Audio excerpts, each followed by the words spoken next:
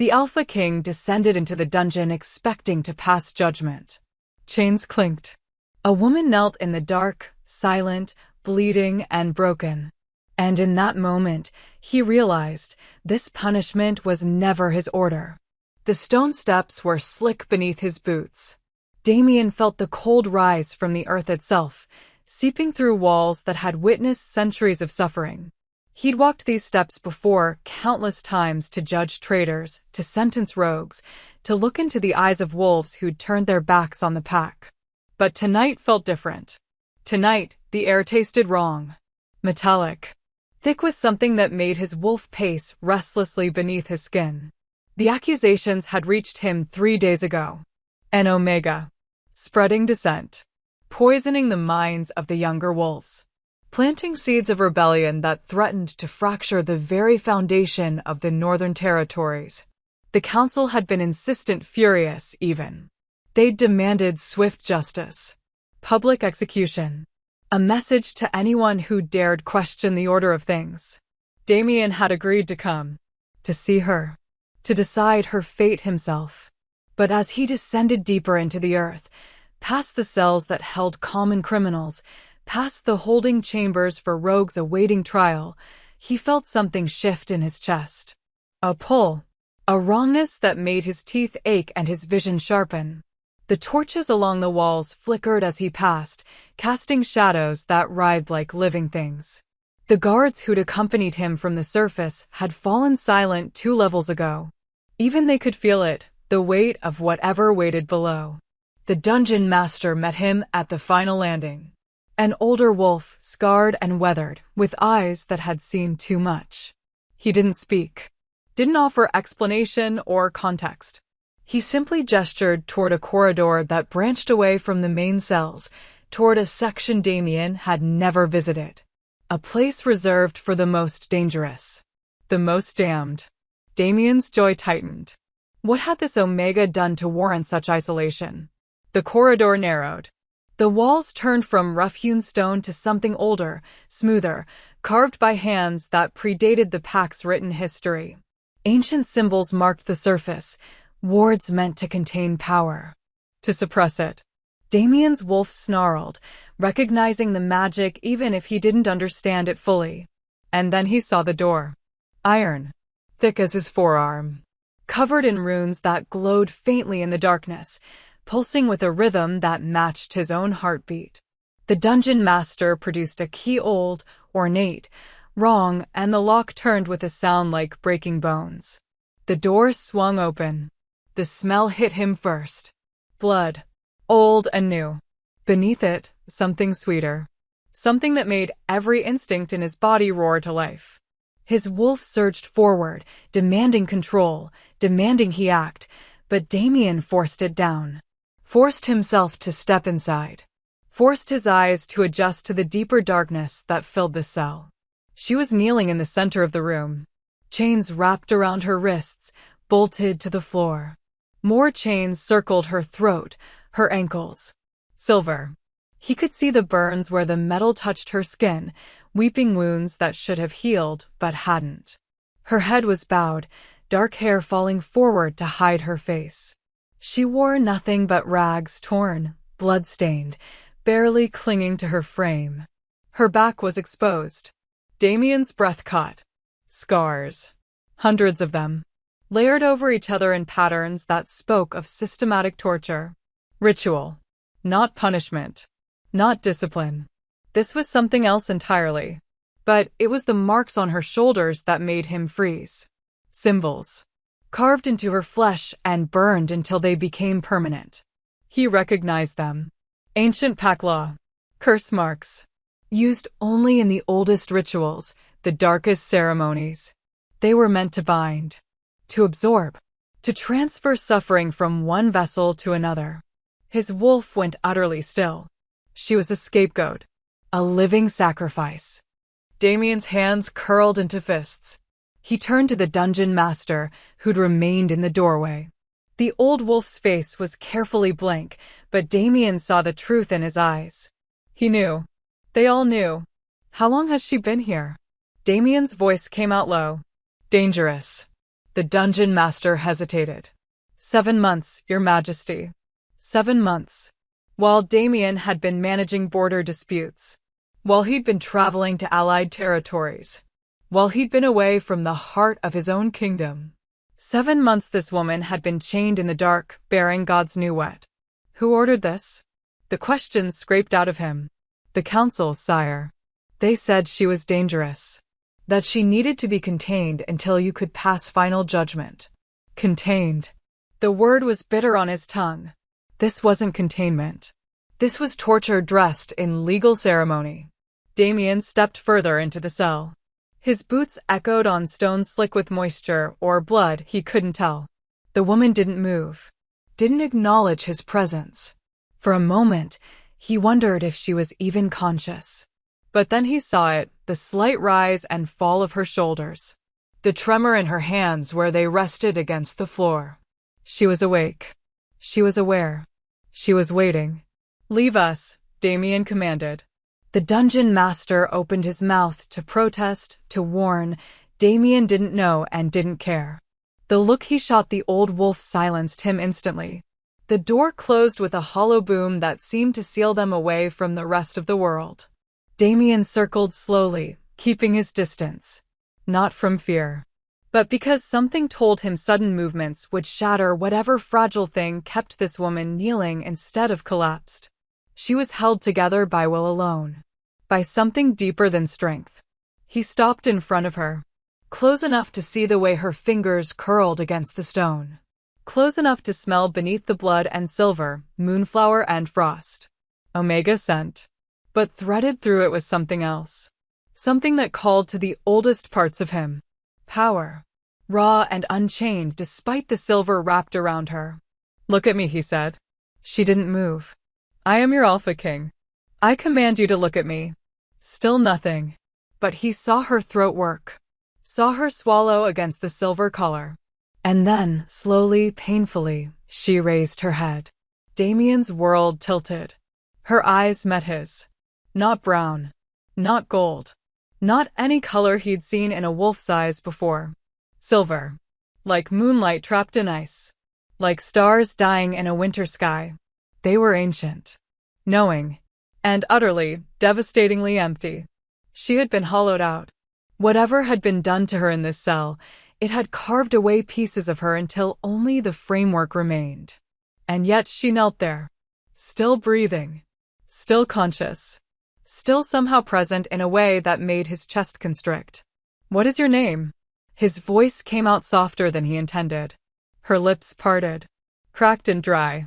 When she spoke, her voice was barely a whisper. Rusted from disuse.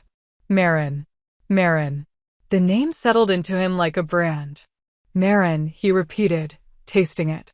Do you know who I am? Something flickered in those silver eyes. Recognition. Or perhaps resignation. You're the one they've been waiting for. The one who will finally end this. End this. She thought he'd come to kill her. Damien crouched down, bringing himself to her level. The movement made the chains clink, her chains, not his, and he saw her flinch. Just barely. Just enough. I'm going to ask you questions, he said carefully. And you're going to answer them truthfully. Do you understand? She nodded. Once. Mechanical. Are you a traitor to this pack? No. The answer came without hesitation. Without fear. Just flat certainty. Did you spread dissent among the younger wolves? No. Did you plot to undermine my authority? No. Then why are you here, Marin? The question came out rougher than he intended. Why would my council lock you away like this if you've done nothing wrong? For the first time, something broke through the emptiness in her eyes.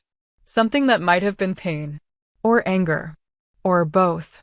Because, she whispered, someone had to bear it. Before he could ask what she meant, she swayed. Just slightly. But enough that the chains pulled taut and she gasped, a sound of pure agony that cut through him like claws. Damien reached out instinctively, catching her before she could collapse fully. His hands touched her shoulders, pressed against those terrible scars, and the moment his skin met hers, the world exploded. Light, blinding and silver. Power surged through the connection between them, wild and desperate and ancient. He saw, felt, fragments of memory that weren't his. A circle of wolves chanting. A blade dripping black. Pain layered upon pain as curse after curse was carved into flesh meant to hold them. She was a vessel. A container. Taking on the pack's darkness so they could remain pure. Taking on their sickness so they could stay strong. Damien ripped his hands away, stumbling back. His heart hammered against his ribs. His wolf howled inside him, fury and protection, and something else he didn't have words for. Marin had caught herself on her chains. She was shaking now, trembling so violently the silver rattled. But she didn't cry, didn't beg. She just knelt there, waiting for whatever came next. And Damien understood. This punishment was never his order. But the question that burned through him now, the question that made his claws extend and his vision bleed red, was far more dangerous. If he hadn't ordered this, then who had? And what exactly had they been trying to hide? If you're already hooked, if you need to know what happens when an alpha king realizes his own counsel has been playing him, then subscribe to Shayla's Romance Library. Because this story? It's only just beginning. Damien straightened slowly, forcing his breathing to steady.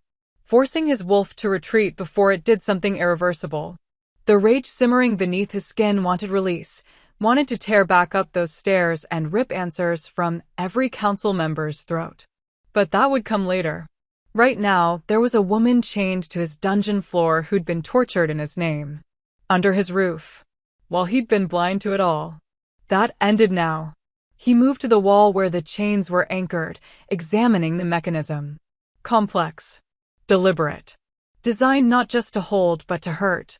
The silver was woven with iron and something else, something that made his skin crawl when he got too close. Dark magic. Old pack curses that had been forbidden for generations. Someone had gone to extraordinary lengths to keep Marin contained. Which meant they feared what she could do if she were free. These chains, he said, his voice carefully controlled. How often do they move you? Feed you? Marin's answer came after a long pause, as if she had to drag the words up from somewhere deep. They don't move me. Food comes once every 3 days. Water twice a day. Once every 3 days. For 7 months. Damien's jaw clenched so hard his teeth ached. She should be dead. Any normal wolf would be dead. But she was still here, still conscious, still somehow holding herself together despite conditions designed to break her. Who comes down here? He kept his tone neutral, but his mind was already cataloging names. Already building a list. Different guards. They don't speak to me. There's a healer. Once a week. Her voice remained flat, detached. As if she were describing someone else's suffering. Not to heal. To make sure I'm still alive. Still. Functional. Functional. The word made his stomach turn. They'd been keeping her alive just enough to continue using her. To continue whatever ritual they'd trapped her in. Damien returned to where she knelt, crouching down again. This time he was more careful. More aware of what touching her might trigger. Marin. Look at me again. She lifted those devastating silver eyes. Up close, he could see the exhaustion carved into every line of her face. The way her skin had gone translucent from lack of sunlight. The hollow beneath her cheekbones that spoke of slow starvation. And yet beneath it all, beneath the damage and the pain, there was something unbroken. Some core of her that remained untouched. I'm going to get you out of these chains, he said quietly. But I need you to trust me. Can you do that? A bitter sound escaped her, not quite a laugh, not quite a sob. Trust. She said the word like it was foreign. Like she'd forgotten what it meant. I don't know that word anymore, Alpha King. Damien, he corrected. My name is Damien. Names don't matter down here. But her eyes held his, searching. Looking for something. You'll just put me in a different cell. A cleaner one, maybe. But still a cell. No, the certainty in his own voice surprised him. I'm taking you out of here. Completely. Now she did laugh, and the sound was broken glass. You can't. The council. The council answers to me. His voice dropped to something dangerous. something that made her breath catch. And they're going to explain exactly what they've been doing. But first, I need to get these chains off you. The silver is poisoning you, keeping you weak. It's not the silver. The words slipped out before she could stop them. Her eyes widened slightly, as if she'd revealed something she shouldn't have. Damien's attention sharpened. What do you mean? Marin closed her eyes, and for a moment he thought she wouldn't answer. When she spoke again, her voice was barely audible. The chains are nothing. It's what they put inside me that's killing me. Inside her. Damien's mind raced through possibilities, each worse than the last. What did they put inside you? She shook her head. A slight movement that made the collar bite deeper. Blood welled where silver met skin. You wouldn't believe me. You'd think I was lying. Or insane. That's what they all think. That's why they locked me away. Try me. He kept his voice gentle despite the fury coiling in his gut. I just felt your power, Marin. I saw fragments of what they did to you. Nothing you say could be stranger than that. She opened her eyes again, and this time there was something raw in them. Something desperate. As if she'd been holding this truth inside for so long it had turned toxic. They told you I was spreading dissent. That I was poisoning the pack. But it was the opposite. Her chains rattled as she leaned forward slightly. The pack was dying. Cursed. Sickness spreading through the bloodlines. Children born weak. Wolves unable to shift. The healers couldn't stop it. The council couldn't stop it. So they found an old ritual. An ancient one. Damien's blood went cold. Scapegoat magic. She nodded. Someone had to carry it. Someone had to take the curse into themselves so the pack could be cleansed. They needed an Omega. Someone expendable. Someone whose death wouldn't matter. Your death would matter. The words came out harder than he intended. Would it? She tilted her head, and the gesture was eerily empty. I had no family. No mate. No position of value. I was perfect for them. So they asked me. Her voice dropped to a whisper. And I said yes. The admission hung in the air between them. Damien stared at her, trying to process. You agreed to this? They told me it would be temporary. 1 moon cycle. That they'd perform the ritual, transfer the curse to me, then dispel it once the pack was cleansed. They promised I'd be honored. Protected. That I was saving lives. Her laugh was hollow. I believed them. But they didn't dispel it. No. Because it worked too well. The pack got stronger. Healthier. The sickness vanished. And they realized they could use me for more than just one curse. Why waste the vessel? Her silver eyes burned into his. So they kept me here. And every time something threatened the pack, a blood plague, a rival's curse, dark magic from enemy territories, they channeled it into me. Over and over. Month after month. Until I became a repository for every evil thing they wanted to hide. Damien felt sick. Not just angry. Actually physically ill at what she was describing. The council did this? All of them. The inner circle. 5 of them. They're the only ones who know the full truth. She swayed again, exhausted from talking. From revealing what had been done. The others just know I'm dangerous. That I need to be contained. They believe what they're told. 5 council members. Damien's mind cycled through faces. Elder Corvin. Lady Saris. Malek the treasurer.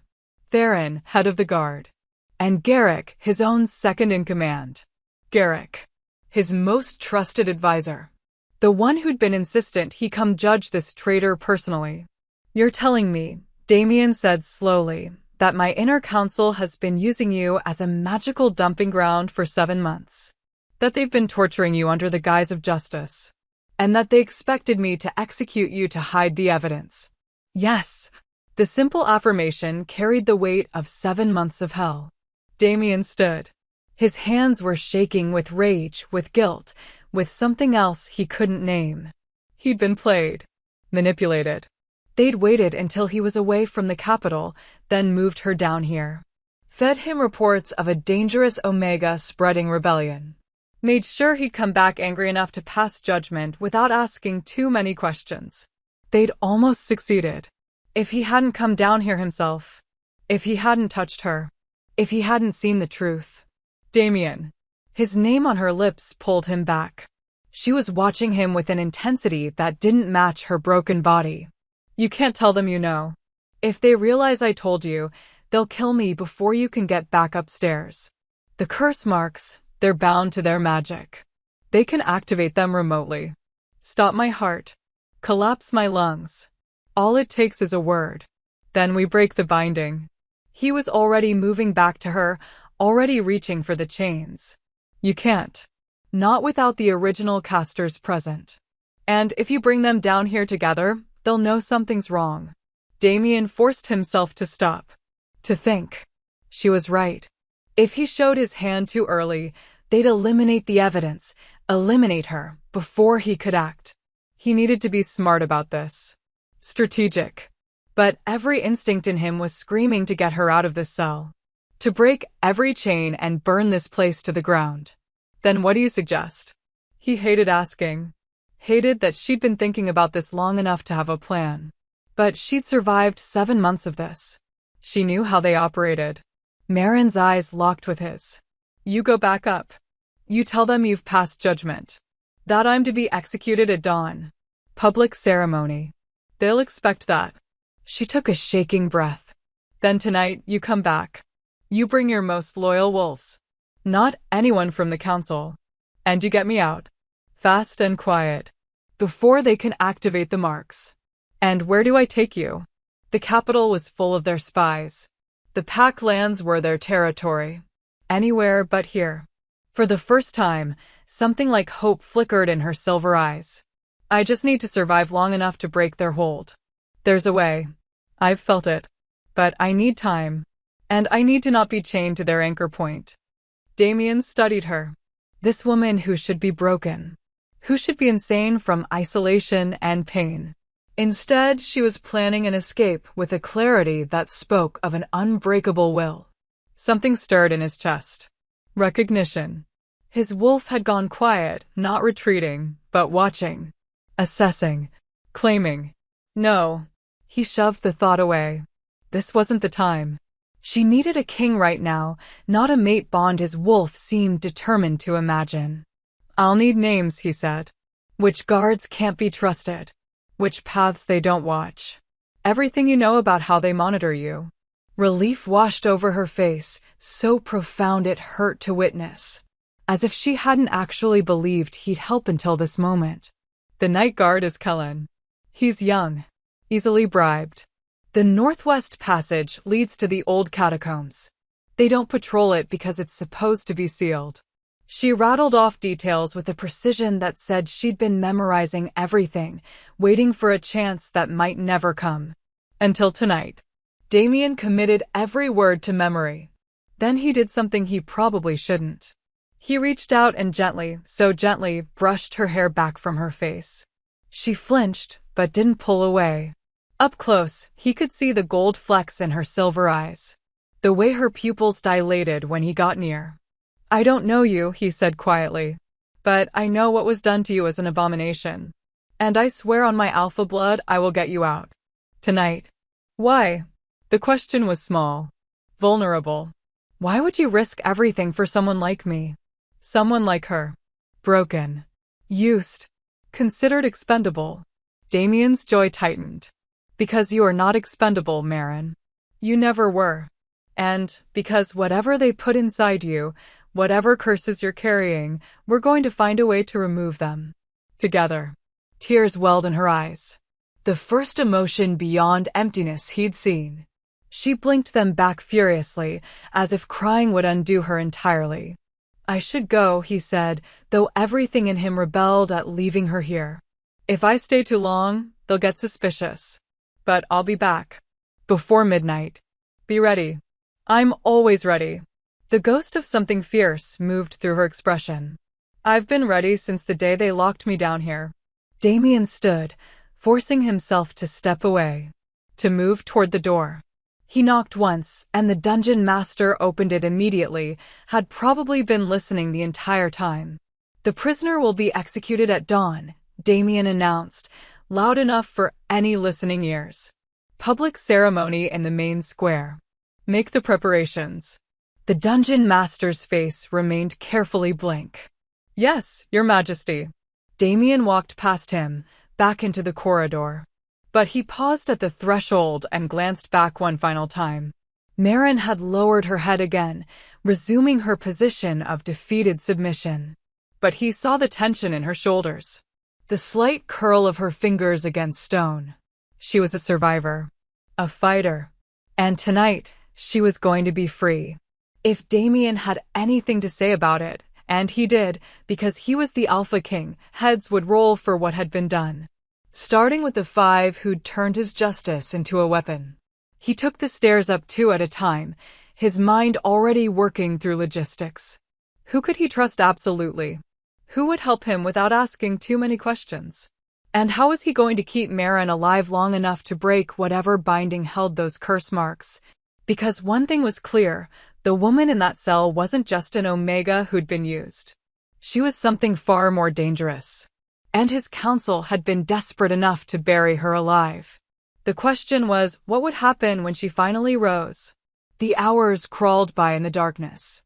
Marin kept her head bowed, her breathing measured, her body still. The guards had made their rounds twice since the Alpha King left. Each time, she'd felt their eyes on her through the slot in the door. Checking. Making sure she hadn't moved. Making sure she was still the broken thing they expected. She'd gotten good at playing broken. It was the only way to survive. But now, alone in the silence that pressed against her ears like water, she let herself remember. Let herself drift back to the girl she'd been before the cell became her entire world. Before the curse marks. Before the pain became so constant she'd learned to breathe through it like air. She'd been nobody special. That was the truth of it. Born to a lower pack family in the Outer Territories, Marin had never expected greatness. Her parents had been kind but unremarkable. Her father worked the timberlines. Her mother tended the community gardens. They'd raised her to be useful, to serve, to find her place in the pack structure and be grateful for it. And she had been grateful, content even, until the night her wolf came. Marin closed her eyes, feeling the ghost of that memory. She'd been 16. Late for a first shift, but not unheard of for Omegas. The pack had gathered for the full moon ceremony, and she'd stood among the other young wolves, waiting for the change that would mark her as a true member of the pack. It should have been simple. Painful, yes, first shifts always were, but simple. Instead, her wolf had come with silver fire. She could still feel it. The way her bones had cracked and reformed. The way her skin had split to let fur emerge. Normal. Expected. But then the light gods, the light. It had burst from her in waves, silver and cold, like moonlight given form. It had washed over the gathered wolves, and for one perfect moment, everything had gone silent. Odd. Then the screaming started. Not from pain. From fear. Because in that wash of silver light, the pack had seen things. Visions. Prophecies. Fragments of a future that shouldn't have been visible. Some had fallen to their knees, weeping. Others had run. And the elders, the ones who knew the old stories, the forbidden histories, they'd looked at her with horror. Moo-marked, Elder Corvin had whispered. The word had spread through the crowd like poison. She's moo-marked. Marin hadn't known what that meant. Not then. She'd barely understood what was happening. Her wolf had been beautiful, smaller than most, white as fresh snow with those same silver eyes. She'd felt powerful for the first time in her life. Complete. She hadn't realized she'd just signed her own death warrant. The pack had isolated her immediately. Not violently. Not with cruelty. Just distance. Her parents had been quietly relocated to a different territory. No explanation given. Her friends stopped meeting her eyes. The other Omegas whispered when she passed. Within a week, she'd gone from invisible to infamous. And the elders had watched. Always watching. It took her months to piece together the truth from stolen conversations and forbidden texts she'd found in the pack's oldest archives. Moonmarked. A wolf touched by the moon goddess herself. Born once in a generation, maybe less. They appeared in times of great change, great upheaval. They were vessels for divine power. And throughout history, they'd been used, sacrificed, burned at stakes or drowned in sacred pools or buried alive in consecrated ground. Because that power, that connection to something older than the packs, older than the alphas, older than the hierarchy itself, it was too dangerous to let walk free. It could reshape everything. So they'd kept her, studied her. The elders had run tests disguised as training. They'd made her channel her power into crystals, into wards, into healing rituals.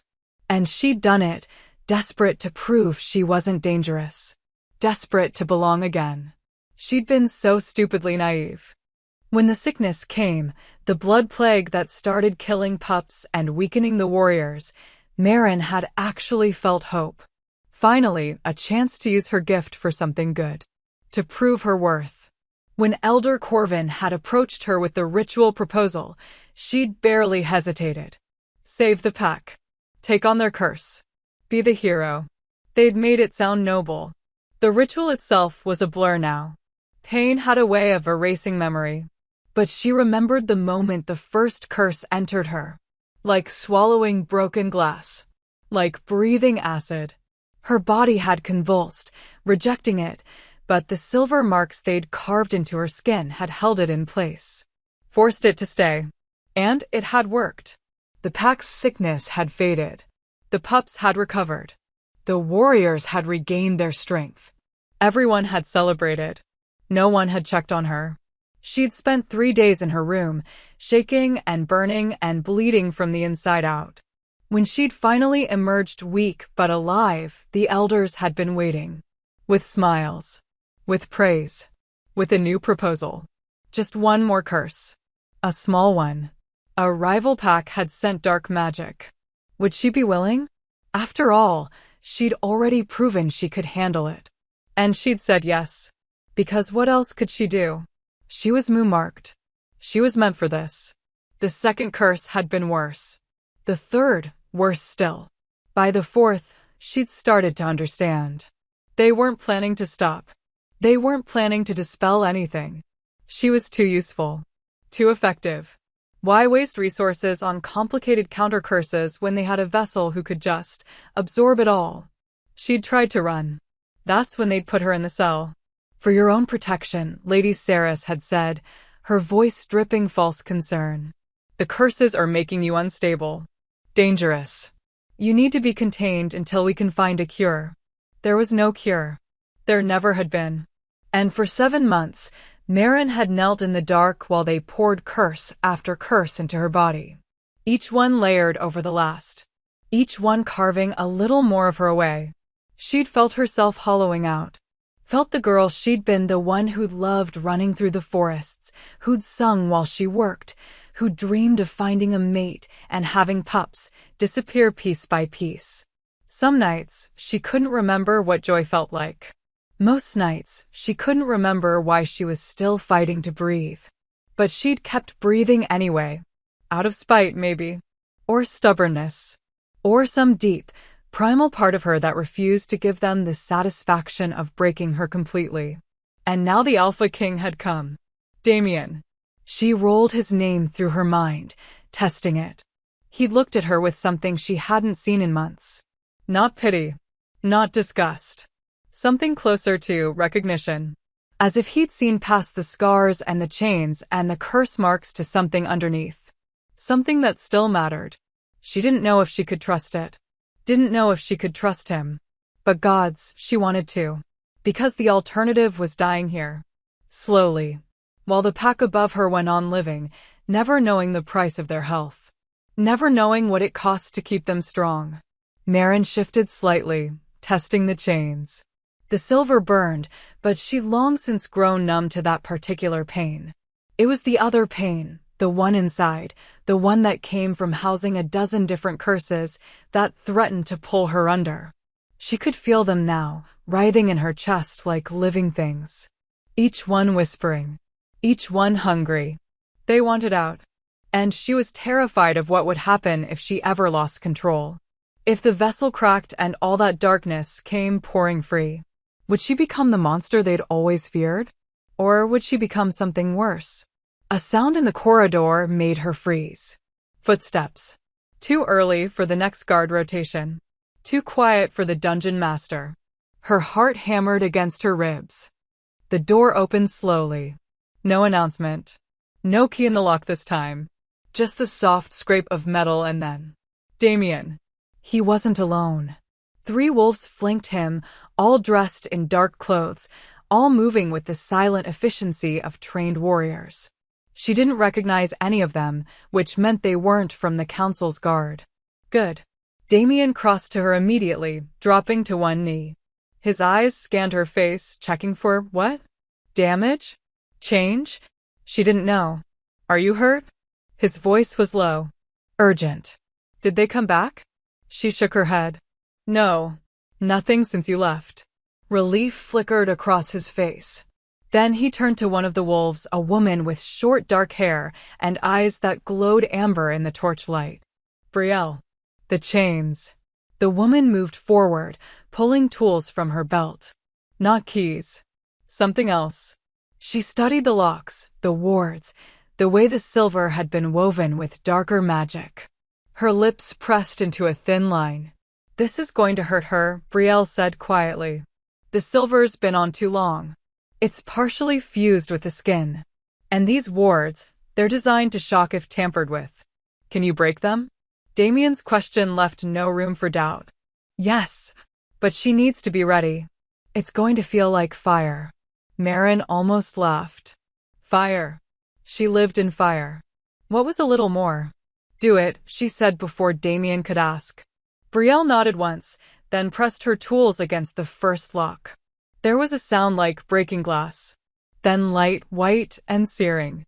The ward shattered, and pain exploded through Marin's wrist. She bit down on her tongue, tasting copper, refusing to scream. Refusing to give them, or herself, the satisfaction. The first chain fell away. Then the second. The third. Each one bringing fresh agony as the silver released its hold, as the wards broke and backlashed through her system. By the time Brielle reached the collar, Marin was shaking so hard her teeth chattered. But she stayed silent. Stayed still. The collar snapped open. And the world lurched. Without the chains suppressing her power, without the wards holding everything in place, the curses surged. She felt them rise like a tide, felt them claw toward the surface, felt her control start to slip. Damien's hands caught her shoulders. Marin, look at me. Stay with me. She forced her eyes to focus. Silver met gold. Alpha power pressed against her, not dominating but steadying, giving her something to anchor to.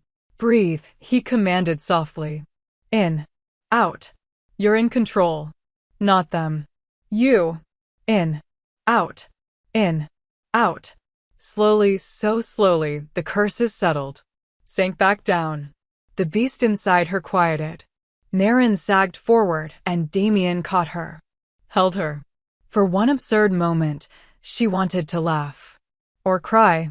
She couldn't remember the last time someone had touched her with kindness instead of clinical detachment.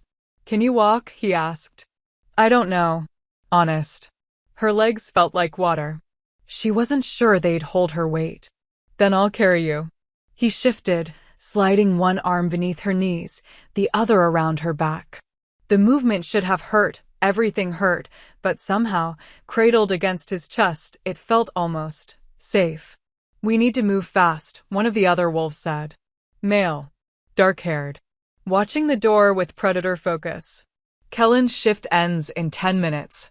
After that, we lose our window. Damien stood, lifting her as if she weighed nothing. Northwest Passage. Lead the way, Ronan. They moved as a unit. Silent. Swift. Through corridors Marin had only seen in glimpses. Upstairs that made her head spin. Past cells that held other prisoners, wolves who turned to watch as they passed, eyes wide with shock or fear or something else.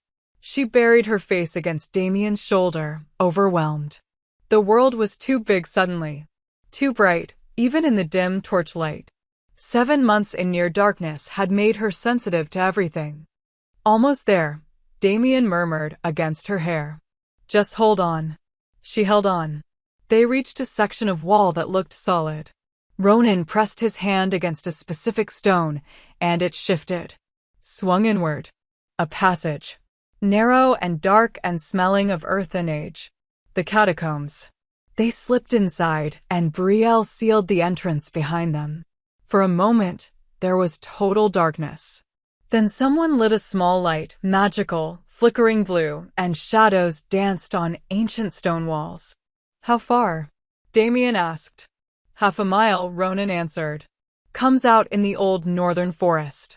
There's a safe house waiting. 1/2 a mile. Merrin could do 1/2 a mile. She had to. Because behind them, in that cell, she'd left nothing but empty chains.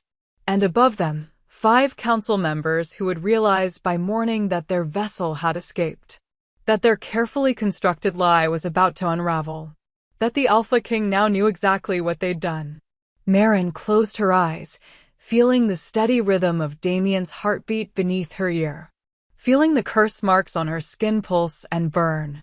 Feeling, for the first time in 7 months, something that might have been hope. She didn't know what came next. But she knew she wouldn't face it in chains. And somehow, that made all the difference. The safe house was more ruin than refuge. It sat in a clearing deep in the northern forest, where the old pines grew so thick their branches wove together overhead, blocking out the moon. Stone walls crumbled at the corners. Moss claimed what had once been windows. But inside, someone had prepared. Blankets. Supplies. A fire already burning in the ancient hearth. Damien carried Merrin through the doorway and set her down carefully on a makeshift bed near the warmth. She immediately tried to sit up, to prove she could manage, but her body betrayed her. Her legs buckled. Her vision swam. Easy. His hand steadied her shoulder. You've been chained for 7 months. Your body needs time. We don't have time. Her voice came out hoarse. Raw. They'll know I'm gone by dawn. They'll come looking. Let them look. Damien's tone carried the weight of absolute authority. This place is warded. Old magic. Older than the pack. Older than the council. They won't find us here.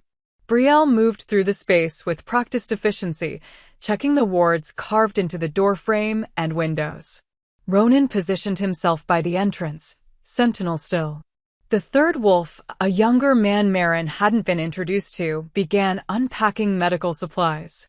This is Kian, Damien said, following her gaze. He's a healer. One of the few I trust completely. Kian approached with careful movements, as if she were a wild thing that might bolt. Maybe she was. I need to examine the curse marks, he said gently. See how deep they've anchored. Is that all right? Merrin nodded. What choice did she have? If the marks couldn't be removed, if the curses couldn't be extracted, then this entire escape was just prolonging the inevitable. Kian knelt beside her, his hands hovering over her shoulders where the worst of the scarring lived. He didn't touch. Not yet. Just closed his eyes and let his power extend a soft, green-gold light that felt like summer rain. His eyes snapped open. Gods above. What? Damien moved closer. What is it? There are 12 distinct curse matrices woven into her flesh. 12. Kian's voice shook slightly. I've never seen anything like this. The complexity, the layering, whoever designed this knew exactly what they were doing. These aren't just absorption marks. They're transformation marks. Transformation. Merrin's stomach dropped. What does that mean? Kian met her eyes, and she saw something close to awe in his expression. Awe mixed with fear. It means they weren't just using you to hold curses. They were using you to alchemize them. To transform dark magic into something else. Something that could be harvested. The words didn't make sense. Couldn't make sense. Harvested for what? Power. Damien's voice had gone cold. Lethal. They've been siphoning your energy. The energy you generate by processing these curses. That's why the pack has been thriving. Not just because you took their sickness, because you've been converting that sickness into pure, usable magic. Marin felt the world tilt. No. They told me I was helping.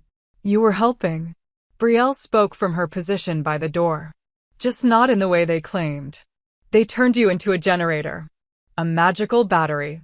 And they've been draining you to fuel their own ambitions. The rage that swept through Marin was sharp enough to taste. All this time. All this suffering. And it wasn't even about saving the pack. It was about power.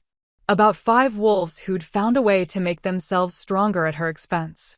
The curse marks on her skin began to burn. Marin. Damien's hand touched her arm. Your eyes. She looked down and saw silver light bleeding from her skin. Saw the marks glowing like brands. The curses were responding to her anger. Rising to meet it. You need to calm down, Kian said urgently. If you lose control here. I'm not going to lose control. But even as she said it, she felt the power building. Felt it pressing against the inside of her ribs like something alive. Something that wanted out. I need air. Space. Something. She stood abruptly, stumbling toward the door. Ronan moved to block her path, but Damien waved him aside. Let her go. Stay close, but give her room. Marin pushed outside into the night.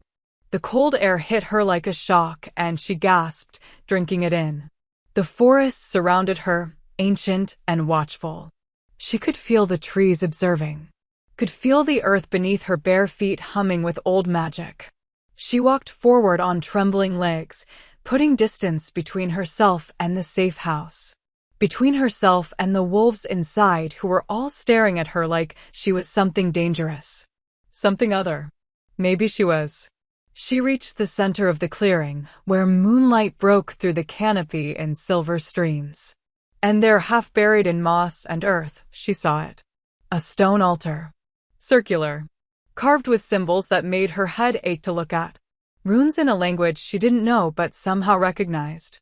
The same symbols that had been carved into her cell walls. The same ones that marked her skin. This place wasn't just a safe house. It was a temple.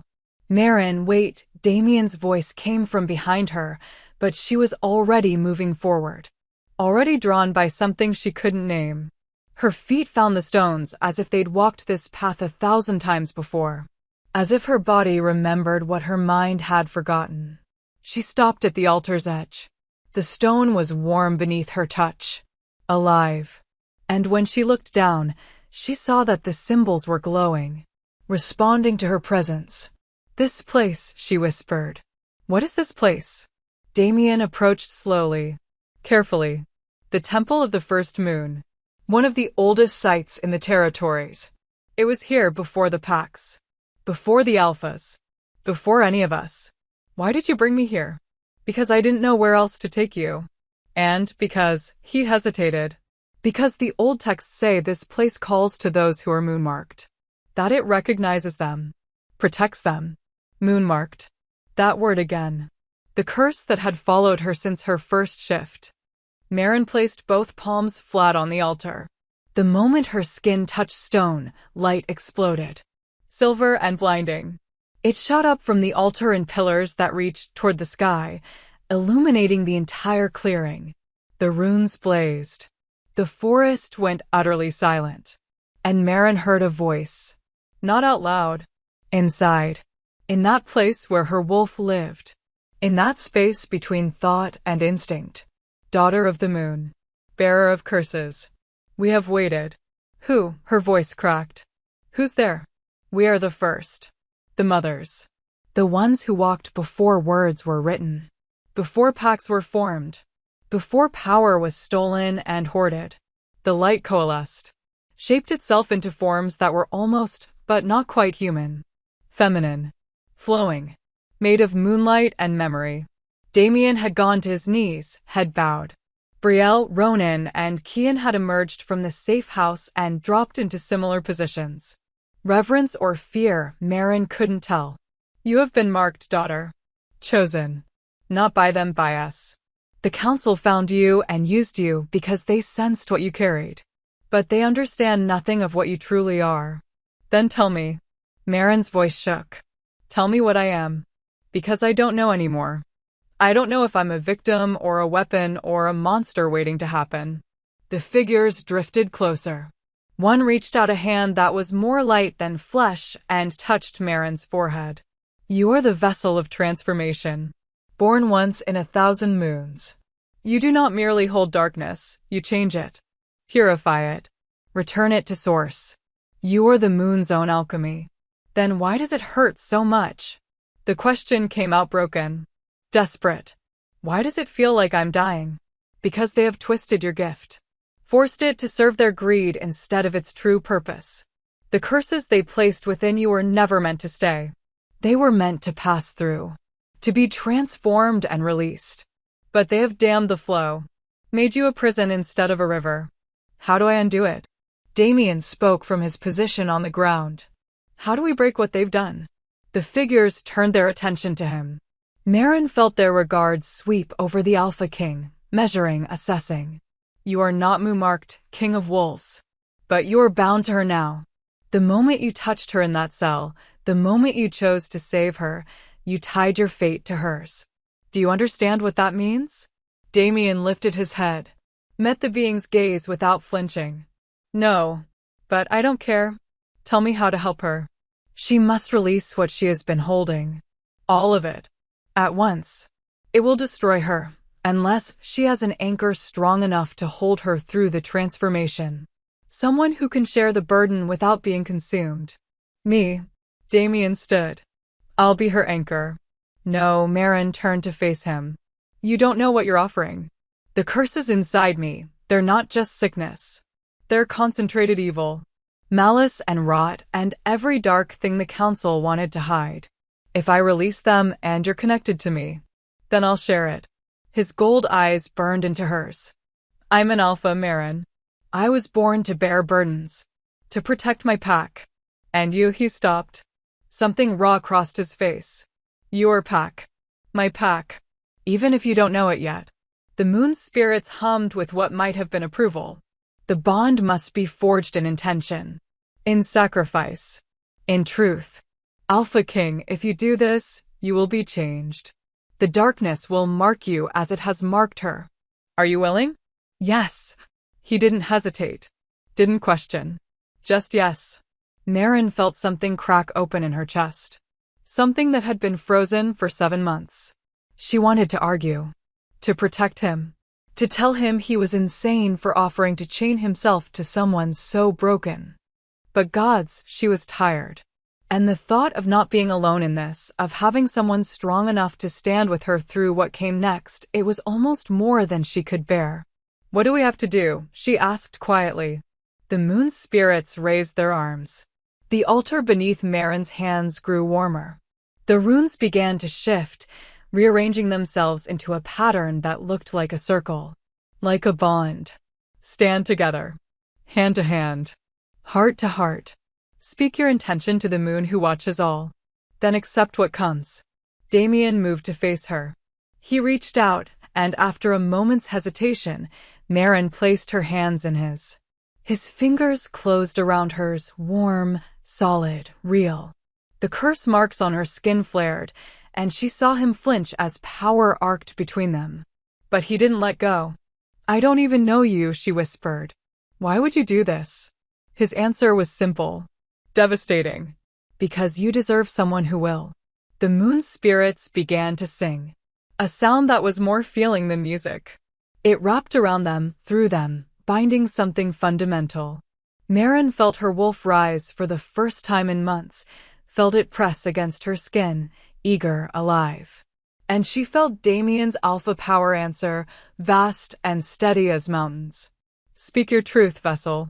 What do you choose? Marin looked at the man holding her hands. The king who'd descended into darkness to find her. Who'd seen what she was and hadn't turned away. I choose to live, she said. I choose to fight. And I choose to transform this darkness into light no matter what it costs. And you, Alpha King? I choose her. Damien's voice rang clear. I choose to stand witness. To anchor her through the storm. To share the burden until it breaks, or we do. The moon's spirits flared brilliant. The altar beneath them cracked, and light poured upward like a fountain. It engulfed them both, and Maren felt the curse marks on her skin begin to burn in earnest. Felt the 12 curses start to wake. Start to rise. Felt, for the first time since this nightmare began, the possibility of freedom. Hold on to me, Damien commanded softly. No matter what happens. Don't let go. Maren tightened her grip. Don't let go, she echoed. The light swallowed them whole. And in the forest beyond, 5 council members jolted awake, feeling the precise moment their carefully constructed prison shattered. The transformation was agony. Maren felt the curses tear free from where they'd been anchored deep in her bones. 12 distinct threads of darkness, each one screaming as it was ripped from her flesh. They writhed through her bloodstream, clawing for purchase, desperate to stay rooted. But the moon spirit's power was absolute. It dragged them toward the surface with relentless force. She would have collapsed if not for Damien's hands locked around hers. His face had gone pale, jaw clenched so tight she could see the muscle jumping beneath his skin. He was feeling it too. Every curse, as it passed through her, was passing through him. Shared. The bond they'd forged meant he bore witness to every ounce of poison that had been poured into her. Stay with me. His voice was gravel and iron. Breathe, Maren. Breathe. She tried. Gods, she tried. But the pain was transcendent. Beyond anything the physical body was meant to endure. One curse broke free, a blood plague that had killed 17 pups, and she tasted copper. Felt her veins burn like acid. Damien's grip tightened, his own power surging to meet it, to dilute it, to help her body process and expel what should have destroyed her months ago. The second curse came. Then the third. Dark magic that had been meant to cripple an enemy pack's warriors. A hex designed to cause madness. Each one worse than the last. Each one leaving marks as it exited, not on her skin this time, but deeper. Soul deep. The moon spirits sang louder, their voices rising to a crescendo that made the very air vibrate. The light surrounding Maren and Damien intensified until it was blinding. Until the entire clearing was bathed in silver radiance that could probably be seen for miles. And that's when she heard them coming. Footsteps. Dozens of them. Crashing through the forest with the subtlety of an army. Wolves who'd been sent to find her. To drag her back. To silence what she knew before it could spread. Damien, she gasped out. They're here. I know. His eyes hadn't left hers. Ronin. Brielle. Hold them off. Your Majesty, there are too many. Ronin's protest cut short as the first wolves burst into the clearing. Not guards. Not soldiers. Council members themselves. Elder Corvin led them, his weathered face twisted with fury. Lady Saris flanked him, her elegant features sharp with calculation. And behind them, Malek, Theron, and Garrick. The 5 who'd orchestrated everything. Who'd used her and lied to their king, and were now faced with the evidence of their crimes blazing like a beacon. Stop this. Corvin's voice cracked like a whip. Stop this madness immediately. The moon spirit's song never faltered. The ritual continued, relentless. You have no authority here, Elder. Damien's words came out strained but absolute. This is sacred ground. The moon's territory. Not yours. That woman is a threat to the entire pack. Saris stepped forward, her hand raised. Power gathered around her fingers, ugly, dark magic that made Maren's stomach turn. She's been compromised. Corrupted. If you release those curses, they'll spread. They'll kill us all. Liar. The word ripped from Maren's throat. You put them in me. You've been draining me. Using me to fuel your own power. She's delusional, Malek interjected smoothly. 7 months in isolation. The curses have damaged her mind. Your Majesty, please, you must see reason. We can contain her safely. Find a cure. But this, he gestured at the blazing light. This will destroy her. Or free her. Damien's voice dropped to something dangerous. Which is what you're really afraid of. That she'll survive. That she'll tell the truth. That everyone will know what you've done. Garrick, Damien's own second-in-command, stepped forward. His face was carefully neutral, but Merrin saw the calculation in his eyes. My king, I beg you to reconsider. The council acted in the pack's best interest. Sometimes difficult choices must be made. You're done speaking. Damien's alpha command hit like a physical blow. Garrick stumbled back, his wolf forced into submission. All of you. You committed treason. You tortured an innocent member of this pack. You manipulated your alpha king. And you did it all for power. For the pack's survival. Corvin's composure cracked. The territories are unstable. Other alphas grow bold. We needed strength. She was willing. I was lied to. Merrin's shout echoed across the clearing. Another curse tore free. This one had been harvested from a dying land. Poison meant to rot crops and starve populations. She screamed as it burned through her, but the moon's spirits caught it, transformed it, released it as pure energy that dissipated into the night sky. 9 curses down. 3 to go. We don't have time for this, Brielle said urgently. They brought reinforcements. I count 20 wolves in the tree line. All armed. 20. Against the 4 of them. Even with Damien's alpha power, those odds were impossible. We just need to hold them until the ritual completes, Kian called out. He'd positioned himself between the altar and the advancing council members, his healer's magic already weaving defensive wards. 5 more minutes. Maybe less. 5 minutes might as well be 5 hours. Theron, head of the guard, drew a blade. Silver. Designed to kill shifters. Your Majesty, I'm sorry, but we cannot allow this to continue. For the good of the pack. The good of the pack? Damien's laugh was bitter. You keep using those words. I don't think you know what they mean. The 10th curse broke free. This one was different. Personal. Merrin felt it immediately, recognized it. The curse that had been placed on Damien himself. A subtle thing, woven into his food months ago. Designed to cloud his judgment. To make him more suggestible. To keep him distracted while the council operated in the shadows. They'd been poisoning their own king.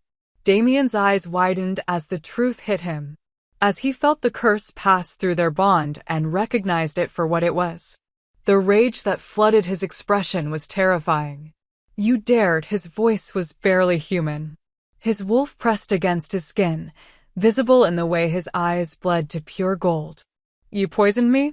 A mild influence, Saris said quickly. Nothing permanent. Just enough to keep you from asking inconvenient questions. She didn't get to finish. Damien moved with alpha speed, crossing the space between them in a heartbeat.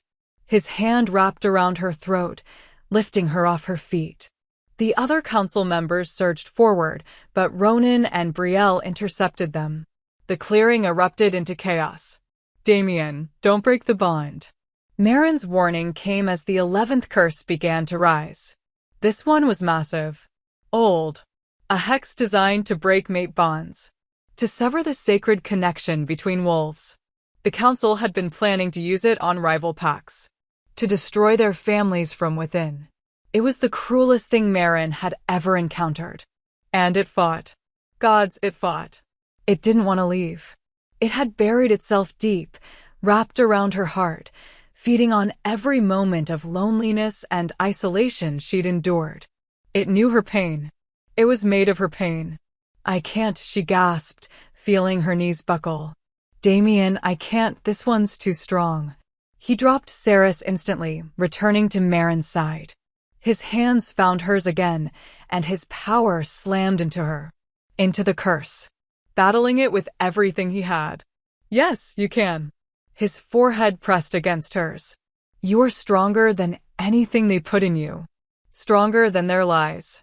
Stronger than their fear. You are moon-marked, Merrin. You were born for this. The moon's spirit's song shifted. Changed. They were singing directly to her now. in a language that bypassed her ears and spoke straight to her soul. You have been alone. You have been broken. You have been used. But you are not destroyed. Release the pain, daughter. Release the isolation. You are not alone anymore.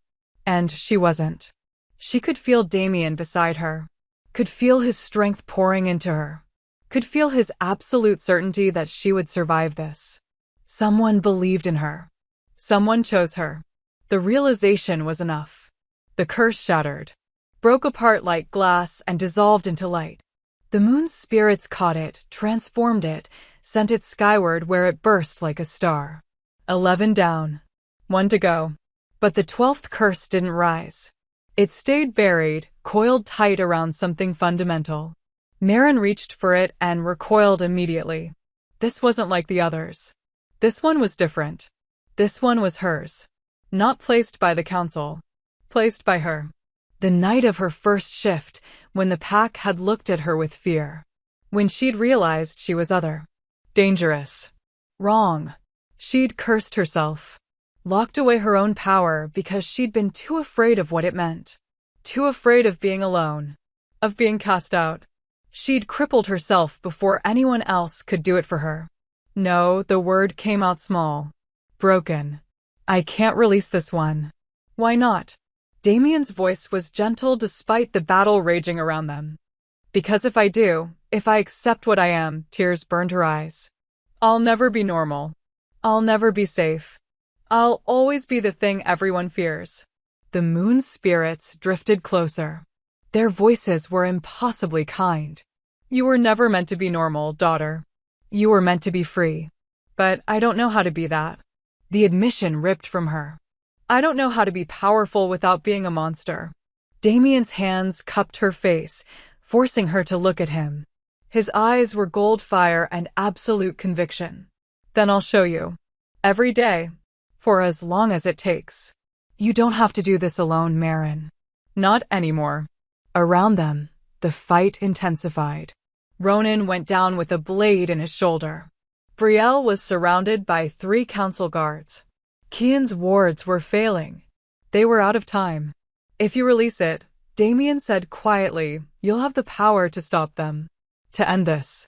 To make sure they never use anyone like this again. That's what decided it. Not her own freedom.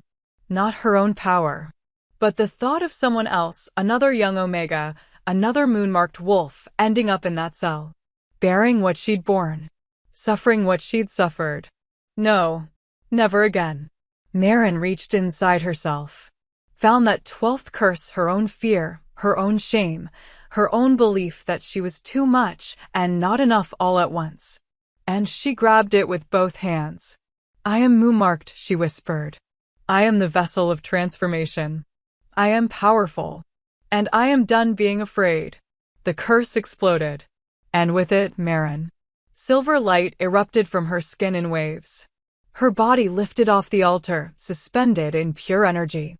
The marks on her shoulders blazed brilliant, no longer scars, but sigils. Active. Alive. The moon spirits raised their arms in exultation, and their voices peaked in a note that shook the earth itself. Marin felt her wolf surge forward. Felt the shift take her, not painful this time, but glorious. Her bones reformed. Her body changed. And when she opened her eyes, the world was sharper. Clearer. More. She stood on 4 legs, white fur gleaming like snow. But she was larger than any Omega should be. Larger than most betas. And when she looked at her reflection in a puddle nearby, she saw those silver eyes burning with power that could reshape the world. The entire clearing went silent. Every wolf, friend and enemy alike, had frozen. Staring. Because what stood before them wasn't just a moon-marked wolf. It was a moon wolf. The first seen in 1,000 years. Marin threw back her head and howled. The sound shattered every ward. Every binding. Every piece of dark magic the council had woven through the packlands. It rolled out in waves, cleansing, purifying, transforming. And in the capital, miles away, every wolf who'd benefited from her suffering felt the truth slam into them like judgment. The council members in the clearing fell to their knees. Not in submission. In pain. The magic they'd stolen, the power they'd siphoned, it was being ripped away. Returned to source. Returned to her. Corvin looked up at Marin, his face ashen. What are you? Damien shifted, his own wolf rising. Massive. Golden. He moved to stand beside her, shoulder to shoulder. She's justice, he said simply. And you're going to answer for every single thing you've done. The council members were bound in silver and dragged away by dawn. Marin watched from the temple steps as Ronin and a contingent of loyal guards escorted them back toward the capital. Corvin walked with his head bowed. Saris kept trying to speak, to explain, to justify. Garrick met Damien's eyes once, a look of bitter regret, before turning away. They would face trial. Public judgment. The pack would know everything. But that would come later. For now, Marin stood in her human form, wrapped in a cloak Brielle had provided, and tried to understand what had happened to her body. To her power. To everything. The transformation had left her changed. She could feel it in the way her senses had sharpened, every sound crystal clear, every scent distinct. She could feel the pulse of magic in the earth beneath her feet. Could sense the wolves in the forest, their emotions like distant songs. And the curse marks on her skin, they no longer burned. They'd become something else. Channels. Pathways for power to flow through instead of being trapped. She was no longer a prison. She was a conduit. You should rest. Damien's voice came from behind her.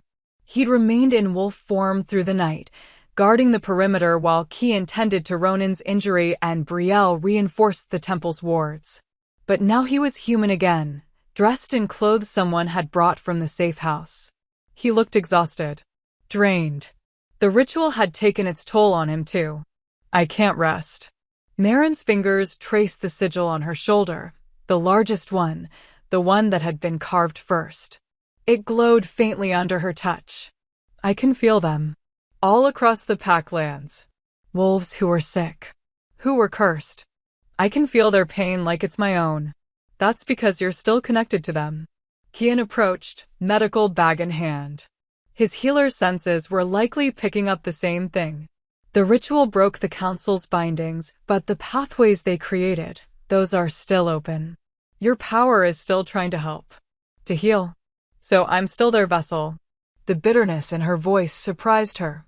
No, Damien moved to stand beside her, close enough that she could feel his warmth. You're their healer. By choice. There's a difference. Was there? Marin wasn't sure anymore. The line between sacrifice and duty had blurred somewhere in that cell. Come inside, Damien said gently.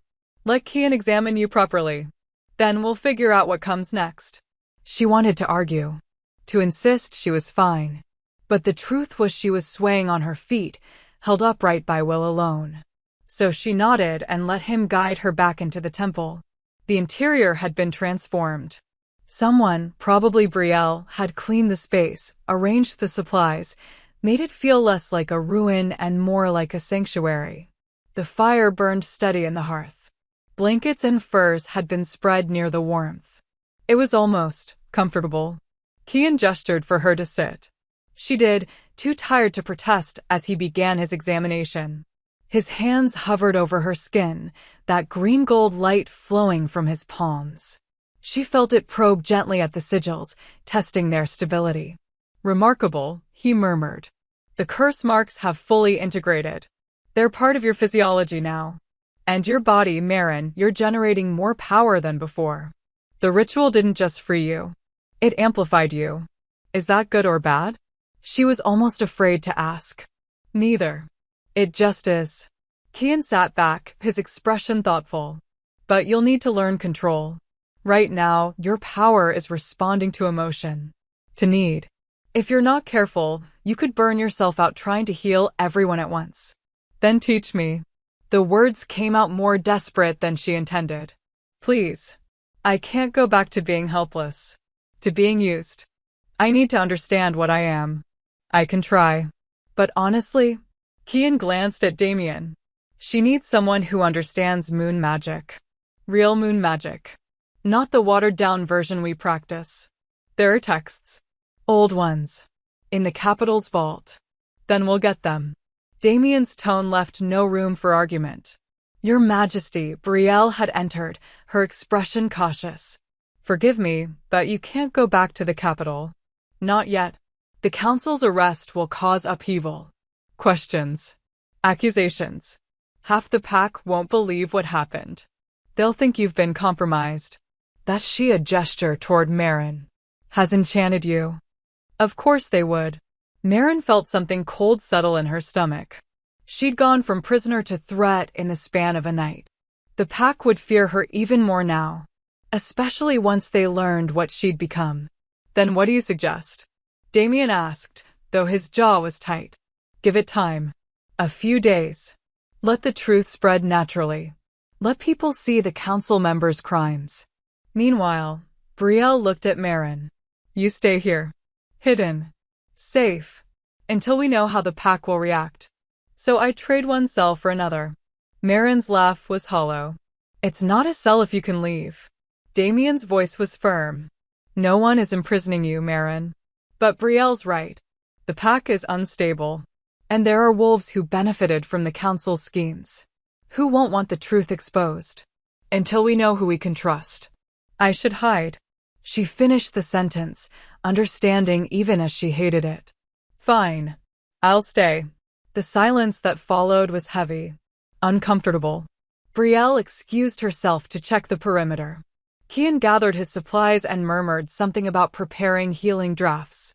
And then it was just Marin and Damien, alone in the firelight. He sat down beside her. Not too close, but close enough that she was aware of him. Of the way his presence seemed to fill the space. Alpha power, yes. But something else too. Something that made her wolf press against her skin, curious. Interested. I meant what I said, Damien spoke quietly. During the ritual. About choosing you. Marin's throat tightened. You don't even know me. Maybe not. But I know what you've survived. I know your strength. Your courage. He turned to look at her, and those gold eyes were devastating. And I know that when I touched you in that cell, something in me recognized something in you. My wolf, he paused. My wolf has never reacted to anyone the way it reacted to you. Her heart hammered against her ribs. She knew what he was implying. Knew what that recognition meant in shifter culture. But she couldn't let herself believe it. Couldn't let herself hope. You're an alpha king, she said carefully. You could have anyone. Any wolf in any pack would be honored. I don't want anyone. His hand reached out slowly, giving her time to pull away. When she didn't, his fingers brushed her cheek. The touch sent electricity racing through her. I want the woman who survived 7 months of hell and came out unbroken. I want the wolf who held justice into existence. I want you, Marin. If you'll have me, she should say no. Should tell him he was caught up in the intensity of the ritual, the bond they'd forged, the adrenaline of battle. That this wasn't real. But when she looked into his eyes, she saw the truth. Saw the certainty there. And she felt it echo in her own chest. I don't know how to do this, she admitted. I've never, no one has ever, she couldn't finish. Couldn't voice the loneliness that had defined her entire life. Then we'll figure it out together. He smiled, and it transformed his face. Made him look younger. Less burdened. I'm not very good at this either. Being a king means everyone wants something from you. Everyone has an agenda. But you, his thumb traced along her jaw. You don't want anything from me, do you? No, the word was honest. I just want to not be alone. Then you won't be. He shifted closer, and she let him. Let herself lean into his warmth. I know you're afraid. I know trusting someone after what was done to you is nearly impossible. But I'm asking anyway. Give me a chance, Marin. Let me prove that not everyone will hurt you. She closed her eyes, feeling tears threaten again. When had she become someone who cried so easily?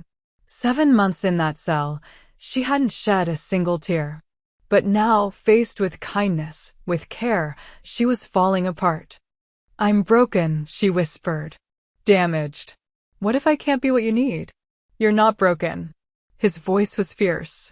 You're healing. There's a difference. And I don't need you to be anything except yourself. Herself. Marin wasn't even sure who that was anymore. But maybe she could find out. With someone beside her who didn't expect her to be perfect or powerful or anything except present. She opened her eyes and found him watching her with an expression so tender it hurt. Okay, she said softly. Okay, we can try.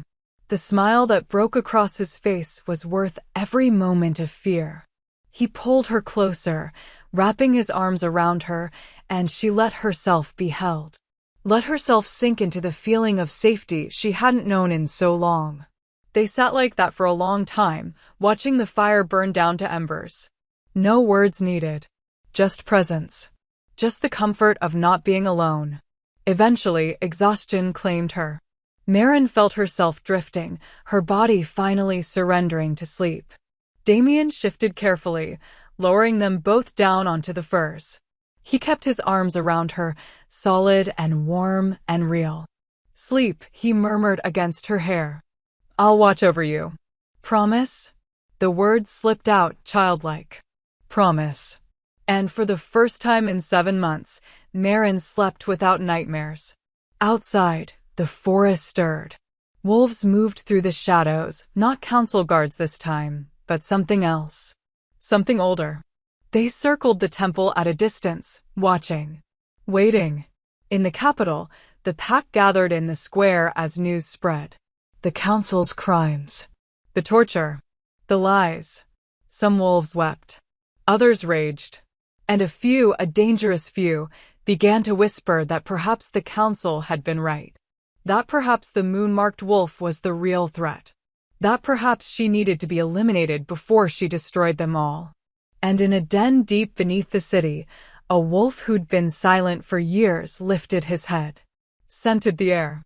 Felt the shift in power that rippled through the territory. The moon wolf had awakened. Which meant the old prophecies were in motion. Which meant everything was about to change. He smiled, showing teeth that were too sharp. Too many. Finally. After 1,000 years of waiting, the hunt could begin. 3 days passed in the temple like a stolen dream. Marin learned what it meant to be treated like a person instead of a tool. Damien stayed with her, leaving only when necessary to receive reports from Brielle about the situation in the capital. They talked about everything and nothing. About his childhood as an alphazaire, the weight of the crown he'd inherited too young. About her life before the cell, the small joys she'd found in tending the gardens, running through the forests, dreaming of a future that had seemed so simple then. Kian brought her the ancient texts, and together they studied the moon magic flowing through her veins. She practiced channeling it, learning to direct instead of suppress. Learning that power didn't have to be destructive. That she could heal without harming herself. That transformation could be gentle.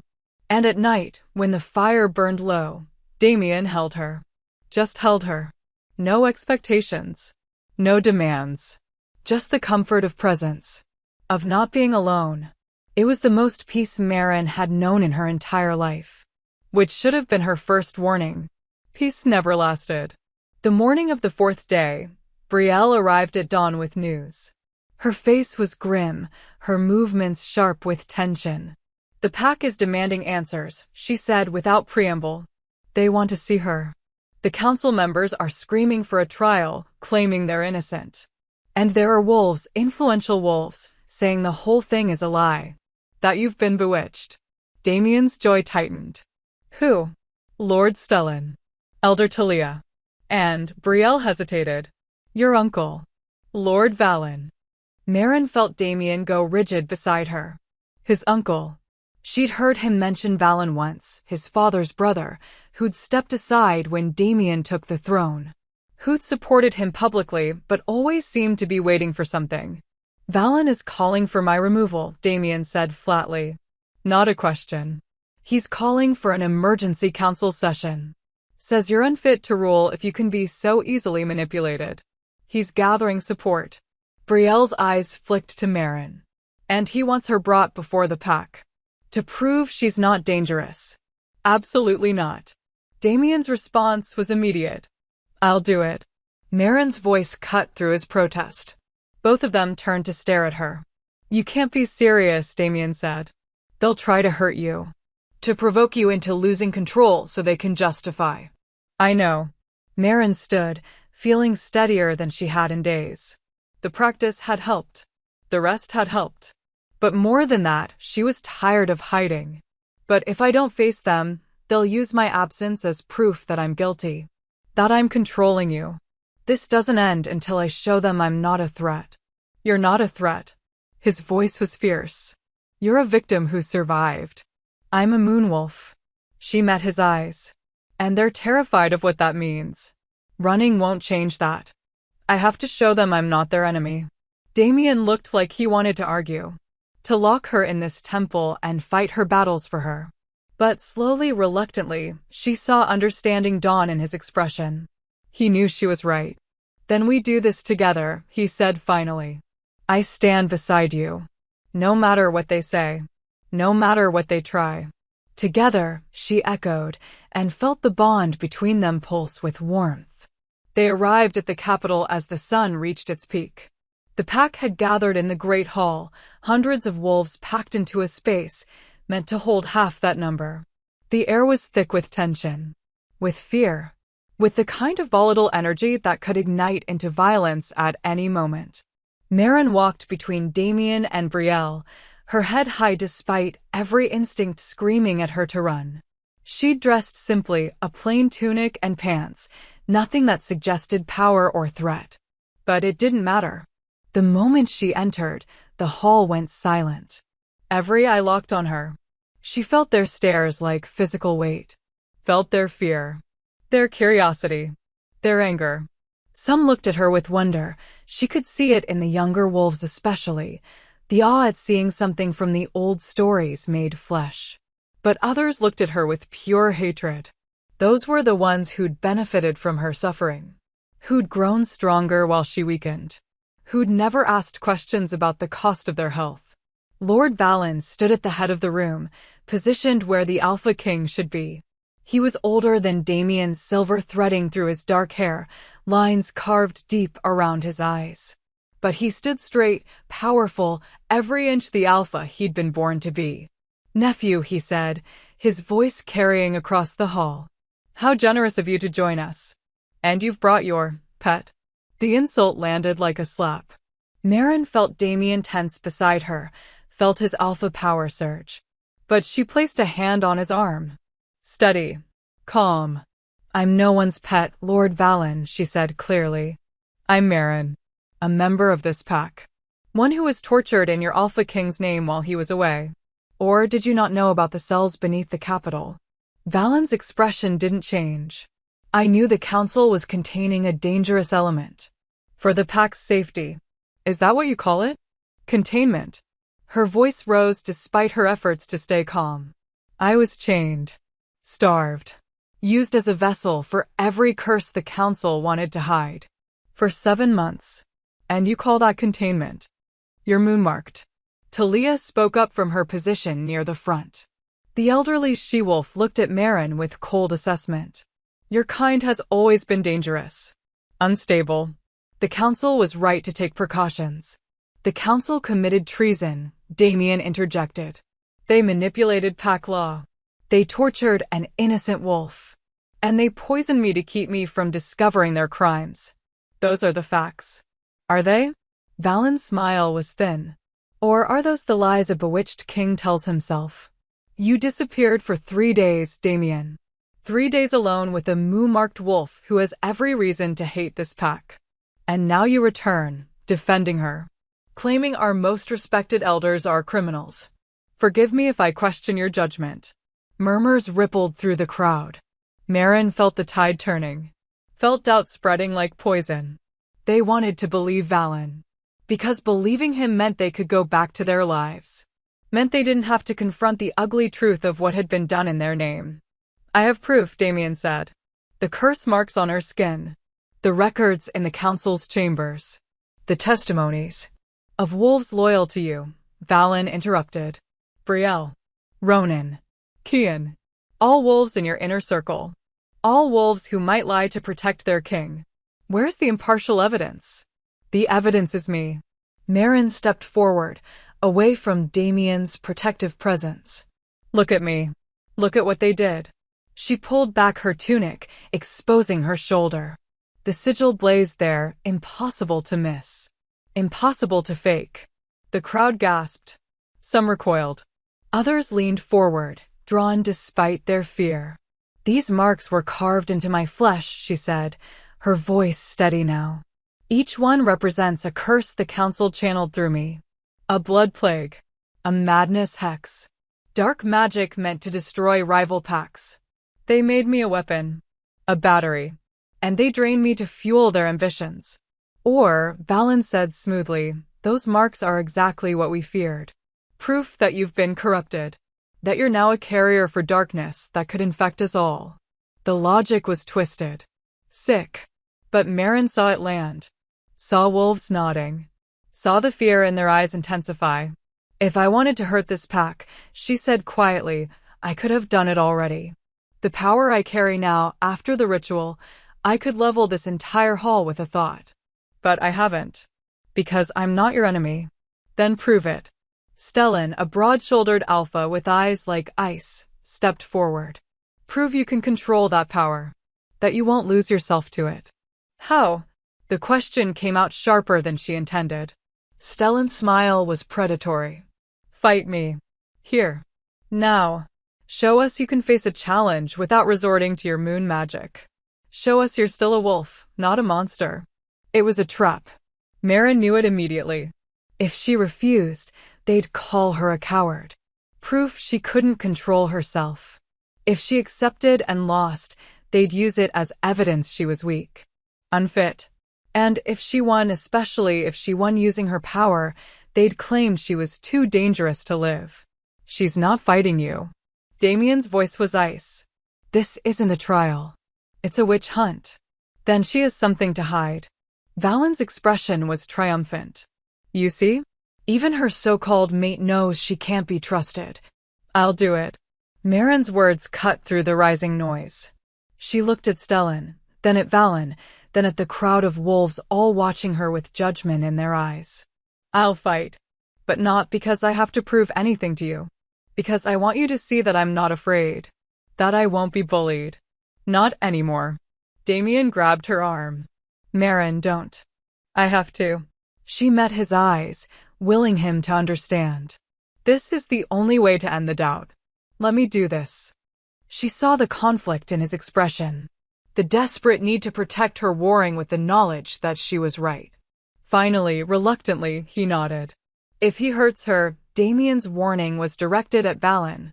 If anyone interferes, no one will interfere, Valen assured him. This will be a fair fight. Witnessed by all. The crowd parted, forming a circle in the center of the hall. Stellan stepped into it, already beginning to shift. His bones cracked. His body reshaped. Within seconds, a massive gray wolf stood where the man had been. He was easily twice Marin's size when she was in wolf form. Battle-scarred. Powerful. She was supposed to be afraid. Instead, she felt calm settle over her like a cloak. She'd survived 7 months of torture. She'd faced the darkness inside herself and come out whole. One alpha wolf was nothing compared to that. Marin shifted. The transformation came easier now. Smoother. Her white fur gleamed in the light streaming through the hall's windows. Her silver eyes locked on Stellan. She was smaller, yes. But she'd learned something in that temple. Something the old texts had taught her. Power wasn't about size. It was about purpose. Stellan lunged without warning. Fast. Brutal. Aiming to end this quickly. To show the pack how easily he could dominate the moon-marked wolf. Marin dodged. Barely. His jaws snapped closed where her throat had been a heartbeat before. She pivoted, using her smaller size to slip beneath his guard. Her teeth found his leg, not deep enough to maim, just enough to sting. To prove she could hurt him. Stellan snarled and spun, faster than something his size should move. His paw caught her shoulder, sending her skidding across the floor. Pain lanced through her. The crowd cheered. They wanted blood. Wanted to see the moon-marked wolf brought low. She rolled to her feet, feeling her power rise in response to the threat. The sigils on her skin, visible even through her fur, began to glow. No. She forced the power back down. She'd promised to fight without moon magic. She wouldn't break that promise. But Stellan saw the glow. Saw what she was suppressing. And he smiled. Then he cheated. He reached into his belt, still visible where it hung on his wolf form, and pulled something free. A charm. Dark magic rippled from it, and suddenly the air around Maren felt thick. Heavy. Her movements slowed as if she were moving through water. A binding hex. Illegal in sanctioned fights. But no one stopped him. No one called foul. Because they wanted her to lose. Wanted her to break. Wanted any excuse to justify destroying her. Stellan charged again. This time, Maren couldn't dodge fast enough. His weight slammed into her, driving her to the ground. His jaws closed around her throat, not biting down, not yet. Just holding. Proving he could kill her whenever he chose. The crowd roared approval. And in that moment, pinned beneath a wolf who'd cheated, surrounded by a pack that wanted her dead, with Damien's anguished shout barely audible over the noise, Maren understood. This was never about proof. Never about justice. They'd already decided what she was. Monster. Threat. Other. And nothing she did would ever change that. The realization should have broken her. Instead, it freed her. She stopped fighting the power. Stopped trying to be what they wanted. And she let the moon magic rise. Silver light exploded from her body. Stellan was thrown back, the binding hex shattering like glass. Maren stood, her form wreathed in radiance that made the wolves nearest her stumble back, shielding their eyes. You wanted to see what I am? Her voice echoed, human and wolf at once, layered with something ancient. Fine. Look. The sigils on her skin blazed brilliant. The air itself seemed to shimmer. And for just a moment, one perfect, terrifying moment, the pack saw her as she truly was. Not a monster. A force of nature. Power incarnate. The moon goddess's chosen. Then Valen moved. Fast. Too fast. He'd been waiting for this. Waiting for her to reveal herself. His hand came up, and dark magic, real, ancient, forbidden dark magic, lashed out like a whip. It wrapped around Maren's throat, cutting off her air. Cutting off her power. You see. Valen's voice rang out triumphant. She's exactly what we feared. Uncontrollable. Dangerous. She would have killed Stellan. Killed us all if given the chance. No, Maren gasped, but the dark magic tightened. She felt it probing. Felt it searching for the curse marks, for the pathways the council had created. For the weakness. And she realized with horrible clarity, Valen knew about the curse marks because he'd helped create them. He wasn't just calling for Damien's removal. He'd been part of this from the beginning. Uncle. Damien's voice was deadly quiet. Let her go. So you can continue being manipulated? I think not. Valen's expression was cold. Calculating. The pack needs a strong leader. Not one who's been compromised by a moon-marked witch. I'm doing this for your own good, Damien. For all our good. You were part of it. Maren forced the words out past the choking magic. The council, they answered to you. Proof of her instability, Valen said smoothly. Making wild accusations. You see how the curse has damaged her mind. But some wolves in the crowd were looking uncertain now. Looking between Valen and Damien and Maren. Starting to question. Not enough. Not fast enough. Valen's magic contracted, and Maren's vision began to gray at the edges. She heard Damien roar. Heard the sound of fighting. But it seemed distant. Fading. She'd been so close. So close to freedom. To a life. To happiness. And now it was ending in the same place it began, betrayed by wolves who feared what they didn't understand. The last thing she saw before darkness took her was silver light. But this time, it wasn't coming from her. It was coming from the doorway, where 3 figures stood, wreathed in moon magic so pure it made the air sing. The moon spirits. And they looked furious. The moon spirits' presence hit the hall like a physical force. Every wolf, alpha, beta, omega, dropped to their knees. Not from choice. From instinct. From the primal recognition that something far older than their pack, far more powerful than their hierarchy, had just entered the room. Even Valen, for all his dark magic and calculated cruelty, found himself forced down. His binding spell on Maren shattered like spun glass. She gasped, air flooding back into her lungs. The world snapped back into focus, colors too bright, sounds too sharp. Damien was at her side instantly, his hands steadying her as she swayed. "Breathe," he murmured. "Just breathe." She did. In and out. In and out. While the 3 moon spirits drifted into the hall like living starlight. They looked different here than they had at the temple. More solid. More present. And infinitely more dangerous. The one in the center, the tallest, fixed her attention on Valen where he knelt, his expression twisted between fury and terror. "You dare." The spirit's voice wasn't sound. It was feeling. It reverberated through every wolf in the hall, bypassing ears to speak directly to souls. "You dare use our daughter's gift against her. You dare pervert sacred magic for your ambition. You dare harm the one we have chosen." "I was protecting the pack," Valen started. Silence. The command cracked like thunder. Valen's mouth snapped shut, his own voice stolen from him. The spirit turned to address the hall. To address every wolf who'd stood by. Who'd cheered for Maren's defeat. Who'd believed the lies because believing was easier than facing the truth. For 1,000 years, we have watched. We have waited. We have seen packs rise and fall, alphas claim and lose power, territories shift and change. And we have grieved. Grieved for what you have forgotten. For what you have lost.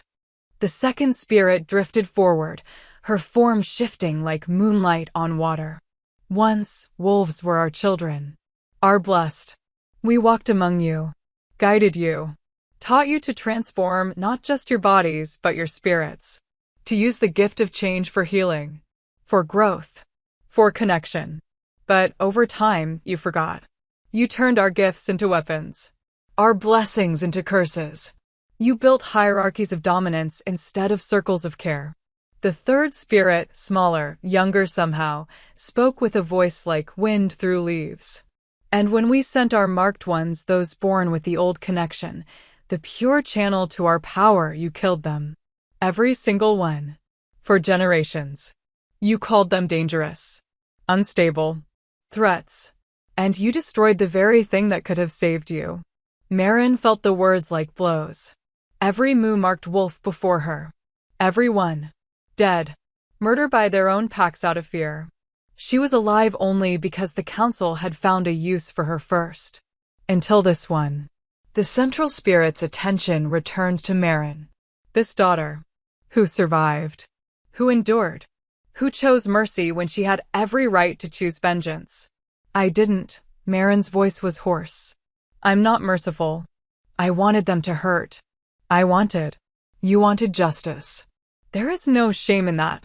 The spirit moved closer, and Maren felt warmth flow from her like summer sun. "But when given the power to destroy, you chose to heal. When given the chance to break your captors, you chose to free yourself instead. That is the difference between vengeance and justice. Between power and wisdom. I don't feel wise." The admission came out broken. "I feel angry. And scared. And so tired of being afraid." "Then be angry." The spirit's smile was fierce. "Proud. Be scared. Be tired. Be all the things they tried to break you for feeling. But do not let their fear become your cage. You are not their sacrifice, daughter. You never were." The words settled into Maren's bones, rewriting something fundamental. She'd spent so long believing she deserved what happened. That she'd been foolish to trust. That being moo-marked made her inherently wrong. But these spirits, these ancient, powerful beings, were telling her the opposite. She was exactly right. Exactly as she was meant to be. The rage that had been building since the moment Valen's magic wrapped around her throat, rage at the betrayal, at the lies, at 7 months of torture and 3 days of fragile peace shattered, it crystallized into something else. Purpose. Marin stood. Damien released her immediately, though she saw the concern in his eyes. She met his gaze, and whatever he saw in her expression made him nod once. Trust. He was giving her trust. She turned to face the hall. Face the wolves still kneeling. Still silent. Still watching with fear and awe and uncertainty written across their faces. You wanted to know what I am, she said, her voice carrying to every corner. So I'll tell you.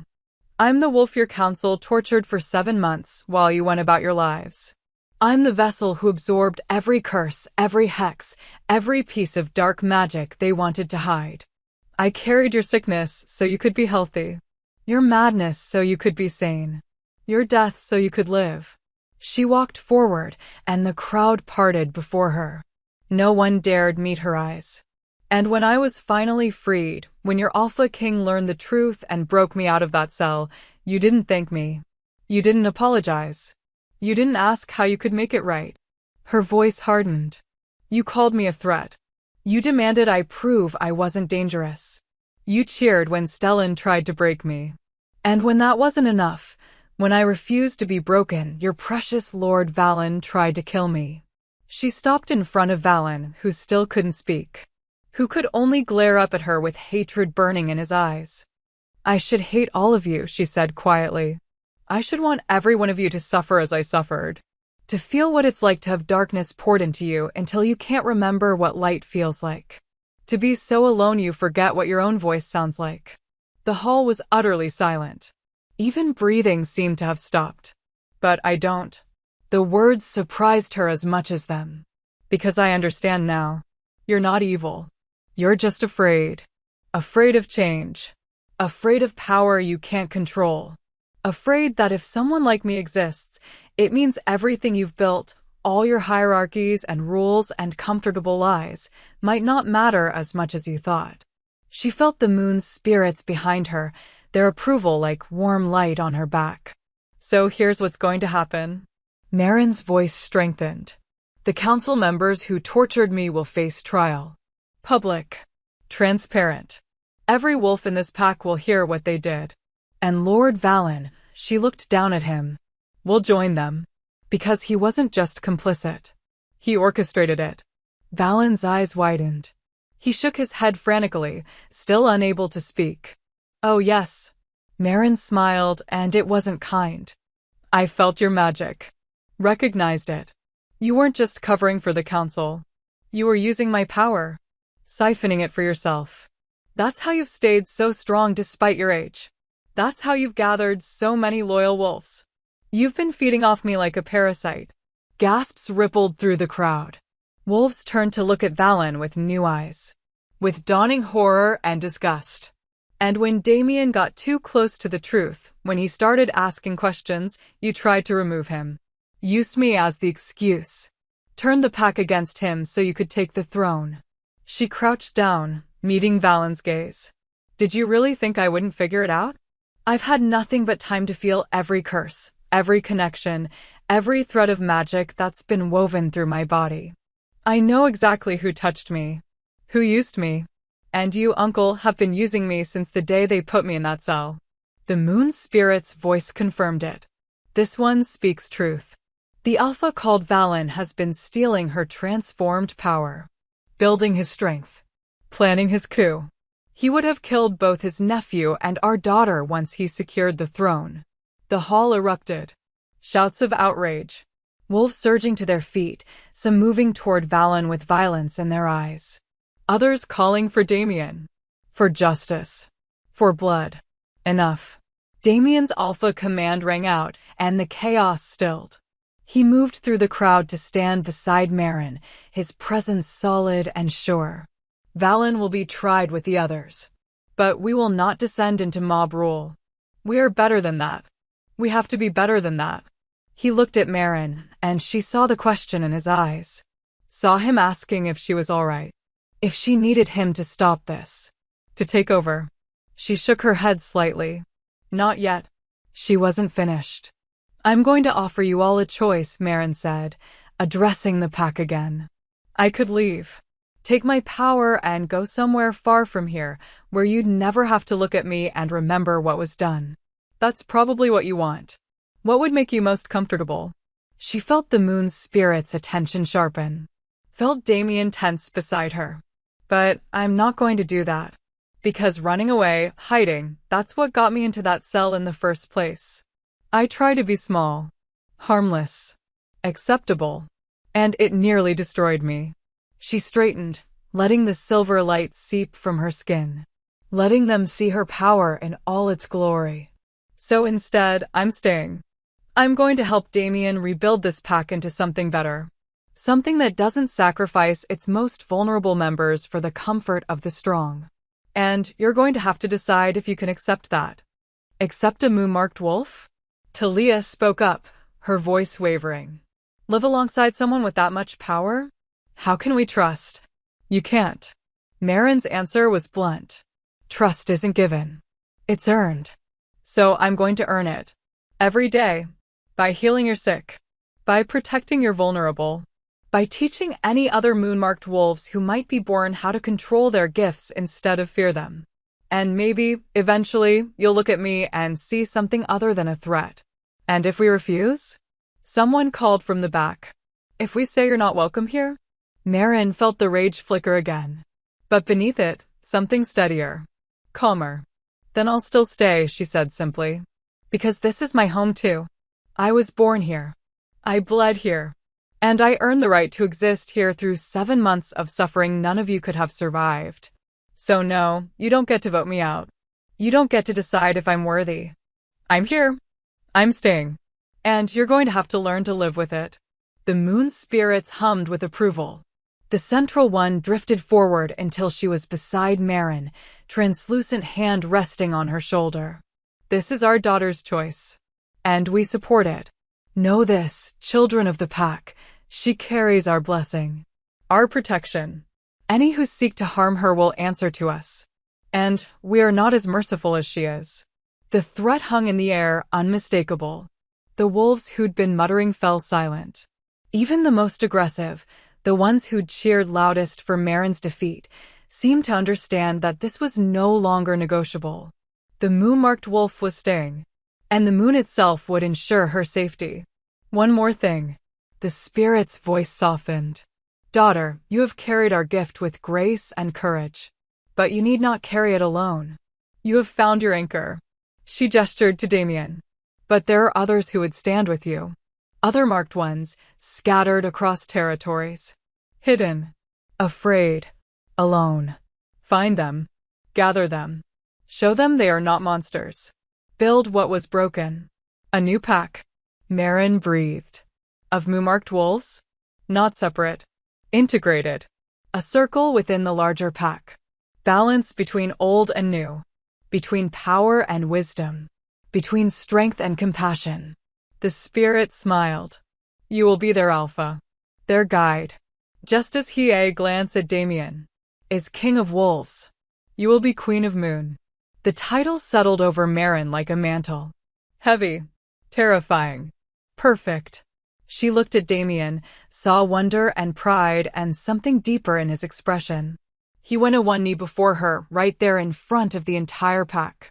My queen, he said simply. My mate. My equal. Tears burned Marin's eyes. But these were different from the ones she'd shed in that cell. These were tears of relief. Of recognition.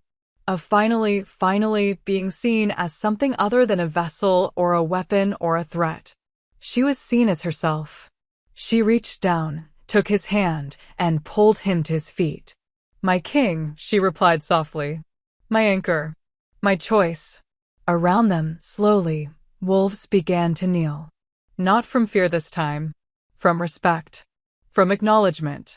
It wasn't everyone. She could see wolves in the back still standing, still uncertain, still resistant. But it was enough. It was a beginning. The moon's spirits began to fade, their work complete. But before they vanished entirely, the central one spoke once more. Remember, daughter, transformation is not painless. But it is necessary. And you, all of you, her gaze swept the hall, are being transformed. Whether you resist or embrace it is your choice. But the change is coming. The old ways are ending. And something new, something better, is being born. Then they were gone, leaving only the faint scent of moonflowers and frost. Marin stood in the center of the hall, hand clasped with Damien's, and looked at the pack that had tried to break her. The pack she'd chosen to save anyway. So, she said, her voice steady despite everything. Who's ready to start building something better? And in the silence that followed, one voice called out. Then another. Then another. I am. Not everyone. Not yet. But enough. Always, always enough. 6 months later, the world looked different. The temple in the northern forest had been rebuilt. Not as a ruin, not as a hiding place, but as a sanctuary. A place where moon-marked wolves could come without fear. Where they could learn to control their gifts instead of suppress them. Where they could be seen as blessed instead of cursed. Marin stood on the temple steps, watching the sun set over the forest. She wasn't alone anymore. Never alone. 3 young moon-marked wolves trained in the clearing below, 2 girls and a boy, all of them rescued from packs that had been preparing to contain them. To repeat the cycle. But Damien's network of loyal wolves had found them first. Brought them here. Given them a choice. And they'd chosen to stay. Behind her, she heard footsteps. Familiar. Warm. Damien's arms wrapped around her waist, pulling her back against his chest. You're thinking too loud, he murmured against her ear. I'm thinking about how close I came to never having this. She leaned into him, into the solid comfort of his presence. If you hadn't come down to that cell. If you'd just passed judgment the way they wanted. But I didn't. His grip tightened.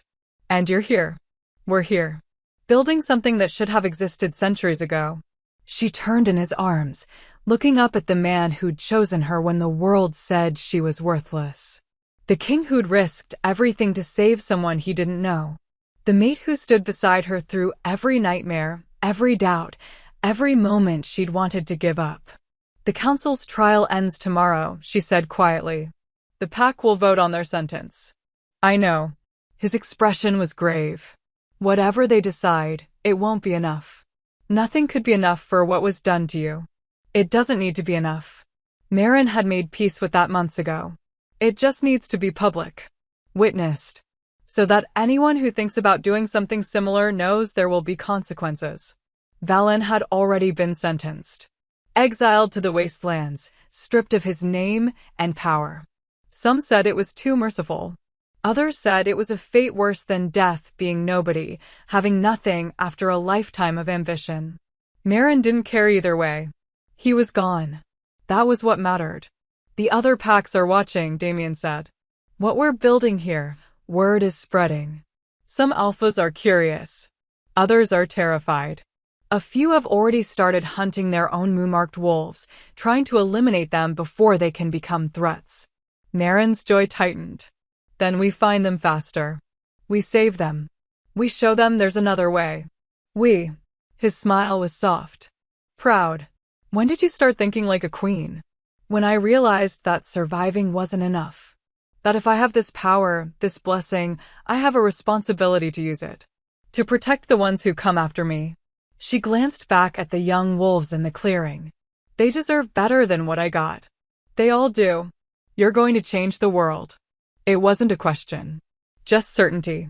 We're going to change the world, she corrected. Together. Like you promised. He pulled her closer, and she went willingly. Let herself be held by the man who'd seen her at her worst and chosen to stay. Who'd shared her darkness and helped her transform it into light. Who'd proven that not all alphas were cruel. That not all power corrupted. That love, real love, could exist even in the darkest places. I love you, she said against his chest. The words still felt new. Precious. She'd never thought she'd have the chance to say them to anyone. I love you too, my fierce moon queen. He tipped her chin up, and his kiss was gentle, reverent, full of promise. Always. No matter what comes. Below, in the capital, wolves gathered for the final day of the trial. Some came seeking justice. Others came hoping for mercy. And a few, a dangerous few, came plotting how to undermine everything Marin and Damien were building. How to return to the old ways. The comfortable ways. The ways where power stayed with the powerful and the vulnerable were sacrificed without question. But those wolves didn't know what Marin had learned in that cell. That the things which nearly break you can also make you unbreakable. That darkness faced and transformed becomes the brightest light. That a wolf who survives 7 months of hell and comes out choosing mercy over vengeance, that wolf is far more dangerous than any monster they'd imagined. In distant territories, other moon-marked wolves felt the shift. Felt something calling to them. Whispering that they weren't alone anymore.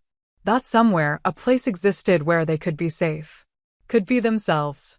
Could be powerful without being feared. And slowly, carefully, they began to move. Began to travel toward the northern forests. Toward the temple that glowed silver in the moonlight. Toward the queen who'd survived and the king who'd chosen her and the sanctuary they were building together. The world was changing. Some would resist. Some would fight. Some would cling to the old ways with desperate fury. But change was inevitable. The moon had spoken. And her daughters were rising. Marin stood on those temple steps, wrapped in Damien's arms, and looked out at the forest that had once been her prison. The pack that had once been her torturers. The power that had once been her curse. And she smiled. Because she'd learned the most important truth of all. She was never the monster they feared. She was the reckoning they deserved. And she was just getting started. Would you have chosen her side? Or would fear have made you stand with the crowd? Would you have looked at a wolf marked by the moon and seen blessing or threat? Would you have been brave enough to question what everyone else accepted as truth? These aren't easy questions. But they're necessary ones. Because in every pack, in every community, in every group of people, there are wolves like Marin. Different. Powerful. Scared. Waiting to see if anyone will choose them over comfort. Will choose truth over convenient lies. And there are wolves like Damien, who have the power to look away, but choose to look closer instead. This story isn't just about werewolves and magic. It's about what we do when faced with someone who's been broken by the world. Do we add to their suffering? Do we ignore it? Or do we reach down into the darkness and help them climb back into the light? Marin spent 7 months in a cell built by fear. But she spent the rest of her life building sanctuaries out of courage. Which will you build? If this story awakened something in you, if it made you feel seen, or angry, or hopeful, or all three at once, then you belong here. At Shayla's Romance Library, we tell stories about wolves who refuse to stay broken. About mates who choose each other against impossible odds. About power that heals instead of harms. We tell stories that burn. Stories that transform. Stories that remind you that being different isn't the same as being wrong. So if you're ready for more tales of fierce queens and devoted kings, of magic that costs everything and love that's worth the price, of darkness transformed into light, subscribe to Shayla's Romance Library. Because the moon is rising. And her daughters are calling. Will you answer? This is Marin's story. But it's also yours. Every time you choose courage over fear. Every time you stand with the broken instead of the comfortable. Every time you look at someone the world calls too much and say you're exactly enough. That's when you become moon-marked too. That's when you transform the world. One choice at a time. Welcome to the pack.